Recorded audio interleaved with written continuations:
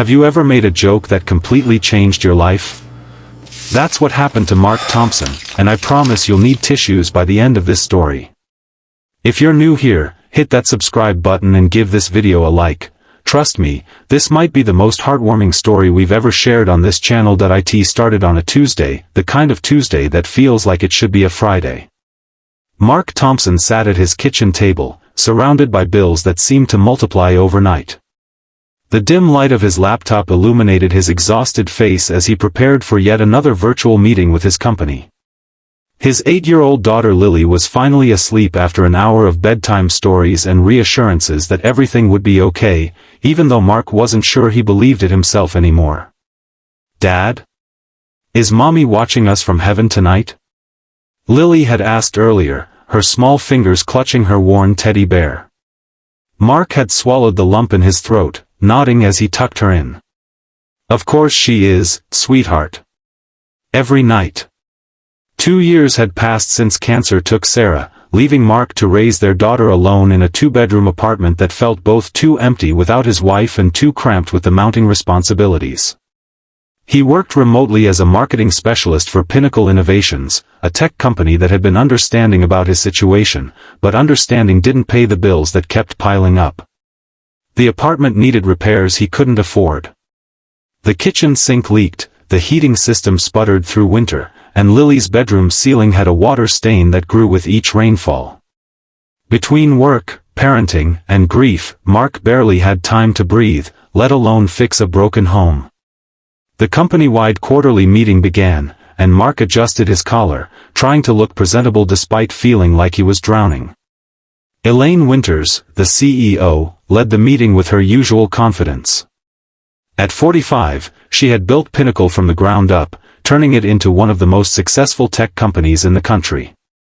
Employees rarely interacted with her directly, and Mark had only ever exchanged brief pleasantries at the annual Christmas party. "And now," Elaine said, her voice crisp through Mark's speakers, "we'd like to hear from team members about their remote work experiences. Any challenges or successes you'd like to share?" Several colleagues spoke about productivity tools and home office setups. When Mark's turn came, exhaustion and frustration loosened his usually careful professionalism. "Well," he began, forcing a smile, "my challenges include a kitchen table that serves as both dining room and office, a leaky sink providing background music, and a daughter who believes my Zoom meetings are the perfect time to practice her dinosaur impressions." A few colleagues chuckled. "Anyone who wants to help renovate my place is welcome to move in. I make decent coffee and tell terrible dad jokes as compensation." The meeting continued, but Mark barely paid attention, mentally calculating if he could afford to fix the leak this month or if it would have to wait. He didn't notice Elaine Winters studying him thoughtfully. The next day, a knock on his door came just as Mark was preparing Lily's after-school snack. He opened it, expecting the delivery of a package he'd ordered for Lily's upcoming birthday. Instead, Elaine Winters stood on his doorstep, impeccably dressed in a tailored suit that probably cost more than his monthly rent. A sleek black car waited at the curb, driven by what Mark assumed was her personal assistant. "Mr. Thompson," she said, extending her hand. "I hope there's room for me." Mark stared, certain this was some sort of hallucination brought on by stress and lack of sleep. "Ms. Winters? What are you doing here?" "You offered housing to anyone willing to help renovate," she replied matter-of-factly. "I'm taking you up on it." Behind him, Lily appeared, curious about their visitor. "Who are you?" she asked, peering around her father's legs. "I'm Elaine," the CEO answered, crouching down to Lily's level with a warmth Mark had never seen from her in corporate settings. "Your dad and I work together. Are you his boss?" Lily asked, her head tilted. "Technically, yes," Elaine smiled. "But I'm here as a friend." Mark found his voice again. "Ms. Winters, I was joking during the meeting." "You can't possibly." "Elaine, please," she interrupted. "And I know you were joking. But sometimes jokes contain the most truth." She glanced past him into the apartment. "May I come in?" I think we have a lot to discuss. Confused and slightly mortified, Mark stepped aside. He watched as the CEO of Pinnacle Innovations, a woman whose net worth was in the millions, entered his modest apartment with its second-hand furniture and crayon drawings taped to the refrigerator. "Lily, honey, why don't you go play in your room for a bit? I need to talk to Elaine." Mark's mind was racing. Was he about to be fired?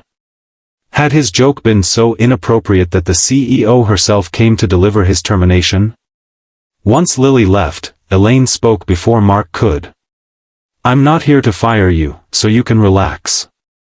She set her designer handbag on the kitchen table. "I'm here because I want to help." "I don't understand," Mark said, running a hand through his hair. "Why would you want to help me?" Elaine's professional facade softened. "Because I recognized something in you yesterday that I've been seeing in my mirror for years." She glanced around the apartment. "Do you have coffee?" This might be a longer conversation than you anticipated. As Mark prepared coffee, Elaine explained that 3 years ago, she had lost her husband in a car accident. "I threw myself into work because the emptiness of my house was unbearable. The company grew, my bank account expanded, and my life shrank to nothing but board meetings and quarterly reports." Mark placed a mug before her. "I'm sorry for your loss, but I still don't understand why you're here."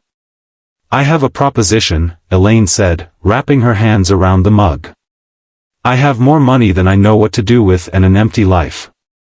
You have a full life and empty pockets." "I wasn't joking about moving in." Mark nearly choked on his coffee. "You can't be serious."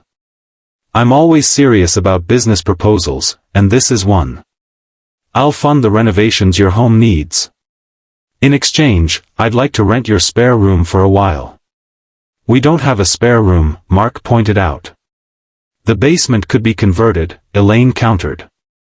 "I had my assistant research the building plans this morning." Mark laughed incredulously. "You researched my apartment building's plans?" "I'm thorough," Elaine said with a shrug. "Here's my offer, I'll pay for all renovations, plus rent that would cover your mortgage. I get a place that doesn't echo with emptiness, and you get financial breathing room. It's a business arrangement that benefits us both." "And what about Lily? How does she factor into this business arrangement?" Mark's protective instincts flared. Elaine's expression softened. "Children weren't part of my life plan, but neither was widowhood. I'm not looking to be Lily's mother, no one can replace her. But I could be a friend, maybe even a mentor someday." Before Mark could respond, Lily burst back into the kitchen. "Dad! Can Elaine stay for dinner? I want to show her my science project." Looking at his daughter's excited face, the most animated he'd seen her in months, Mark felt something shift inside him. "We're actually discussing whether Elaine might stay a bit longer than dinner," he said carefully. Lily's eyes widened. "Like a sleepover?" "Like a roommate," Elaine clarified. "But only if your dad thinks it's a good idea." Lily turned to Mark with pleading eyes. "Can she, Dad? Please. She can have the room next to the washing machine. We can make it pretty." Mark looked between his daughter's hopeful face and Elaine's patient one. "This is completely crazy," he muttered. "You know that, right?" Elaine nodded. "The best decisions often are." That evening, after Lily went to bed, Mark and Elaine sat in his living room, working out the details of their unconventional arrangement. Mark insisted on a 3-month trial period with a formal agreement drafted by lawyers.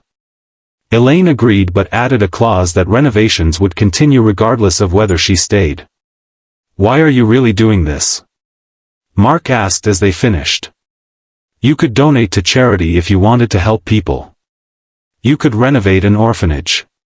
"Why us?" Elaine was quiet for a moment. "When my husband died, everyone treated me differently, with kid gloves or opportunistic flattery. Yesterday, you made a joke in a company meeting. You weren't trying to impress me or avoid me. You were just honest. Do you know how rare that is in my life? The next morning, Mark woke convinced he had dreamed the entire encounter. But at 9 a.m. sharp, a knock at the door announced not only Elaine but a team of contractors ready to assess the apartment. Within days, construction began on converting the basement storage area into a comfortable bedroom suite. The kitchen was scheduled for renovation next, followed by repairs to Lily's ceiling and upgrades to the heating system. Mark watched in astonishment as his apartment transformed and Elaine seamlessly integrated into their lives. News of the arrangement spread quickly through the company. Speculation ran wild. Were they secretly dating? Was this some bizarre reality show experiment? Had Mark somehow blackmailed the CEO?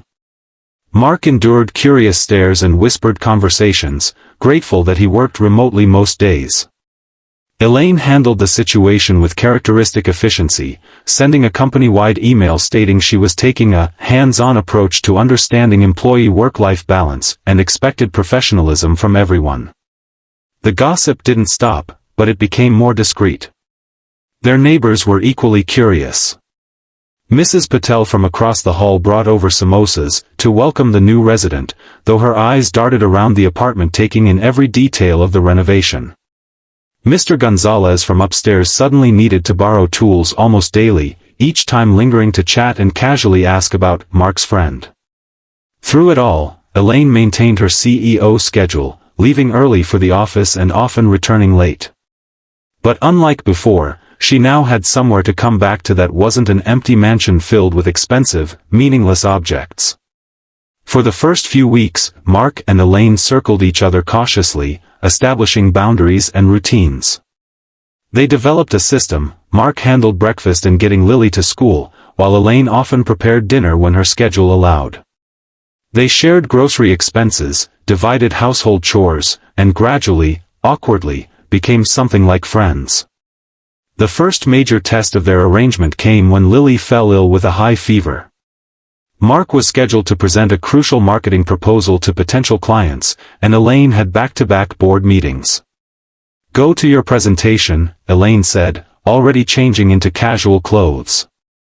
"I'll reschedule my meetings." "You can't do that," Mark protested. "Those are board meetings. The board works for the shareholders, and I'm the majority shareholder," Elaine replied simply. "Lily's more important today."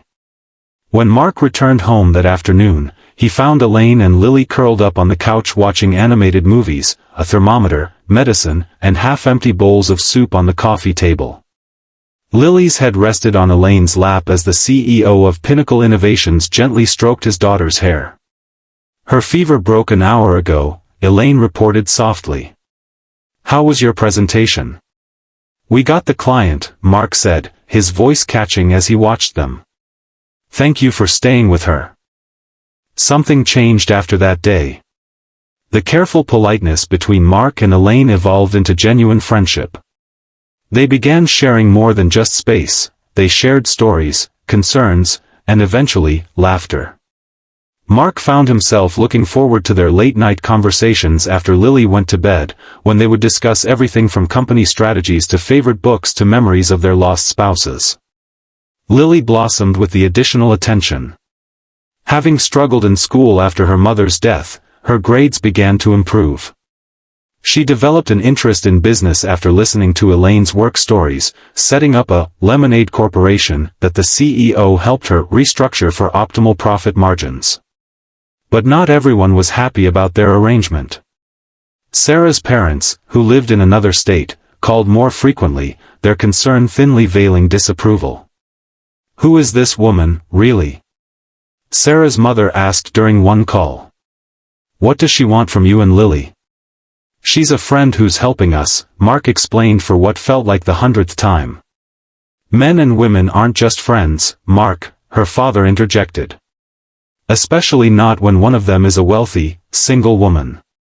She must have ulterior motives." The conversation left Mark unsettled. Were they right? Did Elaine want something more? Did he? The thought hadn't crossed his mind, or perhaps he hadn't allowed it to. Sarah had been gone for 2 years, but sometimes the grief felt as fresh as yesterday. That night, after Lily was asleep, Mark found Elaine on the small balcony that had been transformed from a storage area into a cozy sitting space during the renovations.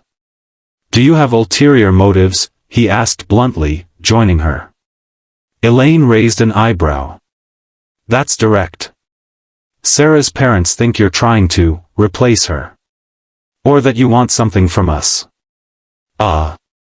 Elaine sipped her tea. "And what do you think?" Mark considered the question.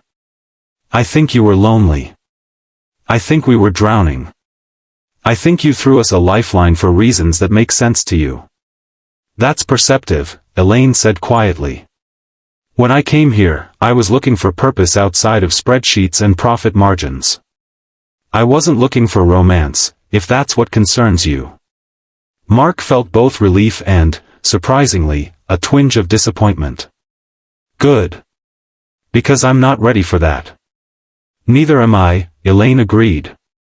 "But I am ready for friendship, and so is Lily." "Is that enough?" Mark nodded, looking out at the night sky. "More than enough." As the 3-month trial period neared its end, the apartment was transformed. The basement was now a comfortable suite for Elaine, the kitchen gleamed with new appliances, and Lily's room had been repainted her favorite color with built-in bookshelves for her growing collection. More importantly, the emotional atmosphere of the home had changed. The heavy cloud of grief that had hung over them began to lift, making room for new joy. But their arrangement faced its biggest challenge when a photo of Elaine leaving Mark's apartment appeared in a business tabloid with the headline, "Pinnacle CEO's Secret Life, Office Romance or Corporate Charity?" The article implied that either Elaine was involved romantically with an employee, an ethical concern for shareholders, or she was using company resources for personal charity, which could be seen as misappropriation of funds. Mark was mortified. "I'm so sorry. This is exactly what you didn't need." Elaine dismissed his concerns with a wave. "I've weathered worse PR storms. This will blow over." But the story gained traction. Investors expressed concerns, competitors used it to sow doubt, and suddenly their private arrangement became very public business. The board called an emergency meeting to address the situation. "You should move back to your house until this dies down," Mark suggested the night before the meeting. "We'll be fine. The renovations are done." Running away would only validate their assumptions, Elaine argued. "Besides, this isn't just about renovations anymore." They both looked over at Lily, who was teaching her stuffed animals business strategies she'd learned from Elaine. "No," Mark agreed softly. "It's not." The next day, Elaine attended the board meeting while Mark anxiously waited at home, prepared for her to return with news that their arrangement needed to end for the sake of her company. Instead, she returned with a determined expression and an unexpected proposal. "I told the board the truth," she said, setting her briefcase down. "That I found a family when I wasn't looking for one. That I found purpose beyond quarterly earnings." Mark stared at her. "How did they take it?" "About as well as you'd expect," Elaine said with a wry smile. "They suggested I take a leave of absence to sort out my priorities. So I reminded them that I hold controlling interest in the company, and my priority right now is being here." "Elaine, you can't risk your company for us," Mark protested. "I'm not risking anything. I'm finally living." She took a deep breath. "The 3-month trial is almost up. I'd like to propose an extension." Before Mark could respond, Lily burst into the room. "Are you leaving?" she asked Elaine, her voice small and afraid. Elaine knelt down to Lily's level. "That depends on what you and your dad decide. Would you like me to stay longer?" Lily threw her arms around Elaine's neck. "Forever," she whispered. "Stay forever." Elaine looked up at Mark, the question in her eyes. Mark thought about the past 3 months, how his home had transformed, how Lily had flourished, how he had begun to feel hope again. "The basement suite is yours for as long as you want it," he said finally. As the months passed, their unconventional